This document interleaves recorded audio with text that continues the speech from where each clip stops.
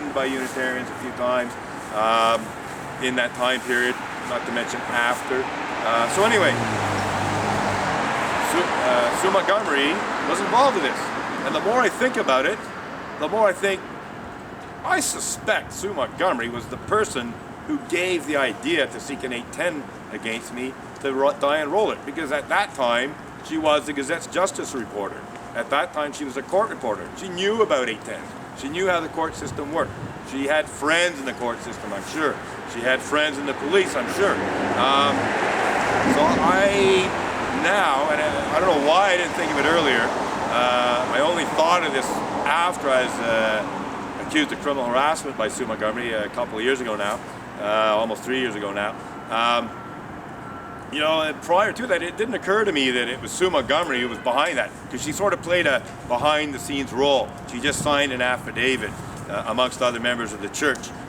So she was involved, but it wasn't obvious that she was the person that was behind all this, but I suspect she was. I can't prove it.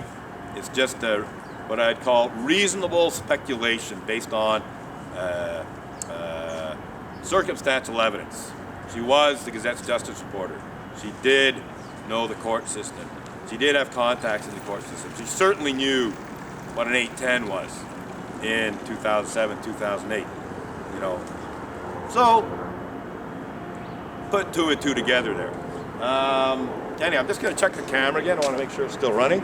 I should be circulating with my picket signs here. Okay, 19 minutes. So we went into the second segment.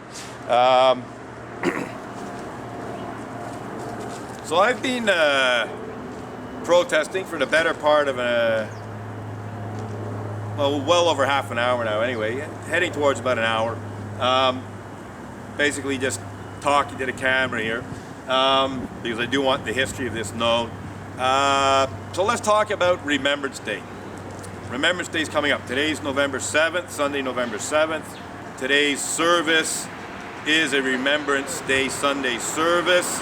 So it's about, you know, Canadian soldiers, not to mention the soldiers of other nations, you know, fighting and dying in wars to protect, well, at least in terms of Canadian soldiers, you know, basically fighting and dying in wars to protect democratic rights, you know, freedom of speech, democratic voting rights, and so on.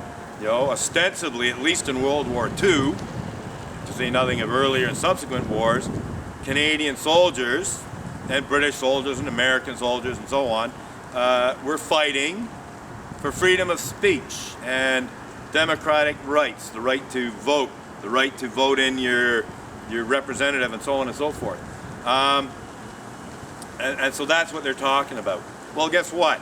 What I've been talking about for the last better part of an hour is about how Montreal Unitarians have repeatedly, abusively misused the SPVM police force and the criminal justice system to try and suppress a very legitimate, very peaceful protest against Unitarian Universalist clergy abuse that includes such despicable crimes as pedophilia and rape, and the cover-up and denial of that clergy abuse, and the anti-religious intolerance and bigotry that I experienced here at the Unitarian Church of Montreal. These are all legitimate reasons to protest. I am protesting very peacefully, well within the legal rights as far as I'm concerned.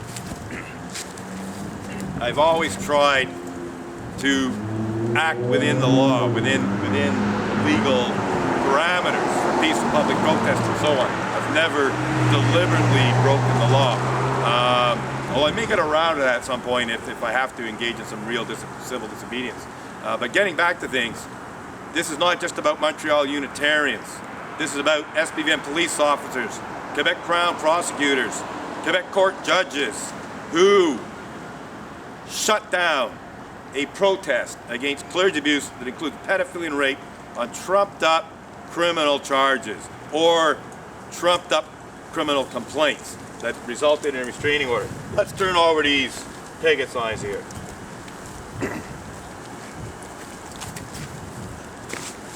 Quebec Crown prosecutors undermine charter rights and freedoms. And that's exactly what they did. That's exactly what they're still trying to do. And I actually displayed this picket sign when Quebec Crown attorneys, not just Crown prosecutors, but all Quebec Crown attorneys went on strike some years ago now. Quite a few years ago now. Early 2010s. And so the Quebec Crown attorneys, which included Quebec Crown prosecutors, they went on strike outside the Palais de Justice in Montreal. And by that time, in early 2010s, they'd already repeatedly brought either false criminal charges against me or false criminal complaints, and they had prosecuted them. And in the first case, I was acquitted. I was acquitted of the accusation of violating Section 176.3 of the Criminal Code when it was made obvious to the judge, to say nothing of the prosecutor, that my protest in no way disrupted services inside the church. So I was acquitted of that, rightfully so. The prosecutor was actually quite honorable, and so was the judge, of course, so that went very well. Essentially what it came down to is Jeremy Searle and Valmir Bourdon looked like idiots in court. You should hear the testimony in my cross-examining. I should mention I represented myself very successfully so. I had very little experience in terms of legal stuff, but the charges were so ridiculous, so easy to disprove, that I said, no, I'll represent myself. And if I lose, well, I'll get a lawyer for an appeal, but I'm just going to represent myself for this because it's such total bullshit, so trumped up, so bogus. Like they can't even see me or hear me inside the church when I'm protesting, so how can I possibly be disrupting church services? So anyway, we are getting back here to Quebec Crown prosecutors who have undermined charter rights and freedoms, because they've actually done that. And this brings us back to Remembrance Day. Canadian soldiers fought in World War II. In World War II, they were definitely fighting for democratic rights and freedom. They were fighting totalitarian regimes in Europe. The fascists in Italy, the Nazis in Germany, other Nazis and fascists, Japan, Japanese totalitarian government. So we were fighting for democracy in World War II. We can quibble about World War I, we can quibble about other wars, but certainly in World War II, Canadian soldiers fought and died and suffered. If they didn't die, let's not forget the wounded, let's not forget the people suffering what was called shell shock back then, and it's called PTSD now. These Canadian soldiers fought tooth and nail for democratic rights and freedoms, yet the Unitarian Church of Montreal, the Unitarian Universalist Association, the SPVM police force, Quebec Crown prosecutors, and Quebec court judges such as Dennis Galiacitis have trampled all over my charter rights and freedoms by arresting me on trumped-up criminal charges of one kind or another, which have suppressed this protest for at least 3 years. Somewhere between 3 to 4 years, this protest is being suppressed. Thankfully, I was recently acquitted of the conviction for breach of conditions that Dennis Galiacitis handed down back in 2019, a couple of years ago now. We appealed that. I have an excellent appellate lawyer, and we successfully appealed that. Took a while, took a couple of years because I don't have a lot of money. I had to go through all kinds of things to try to at least have the lawyer to represent me, just in terms of having that lawyer paid. So it took a couple of years just to be able to pay a lawyer. So that's it. We were acquitted. Thank you. I love that thumbs up. We were acquitted on September 17th.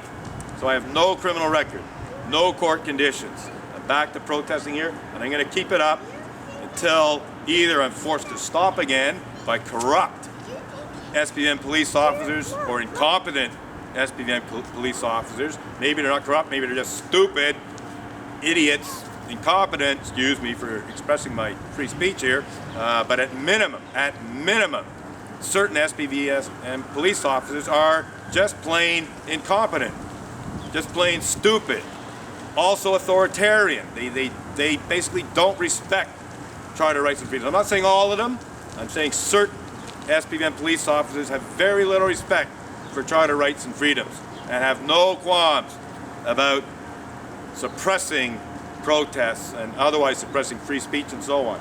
And the same goes for Quebec Crown prosecutors. Again, not all of them, but any Quebec Crown prosecutor who acted on the charges against me, which are quite frankly ridiculous, especially the first one, the disrupting religious services. I mean, really? I'm outside a church protesting, they can't even see me, they can't even hear me, and I'm disrupting church services? Please tell me how I'm doing that.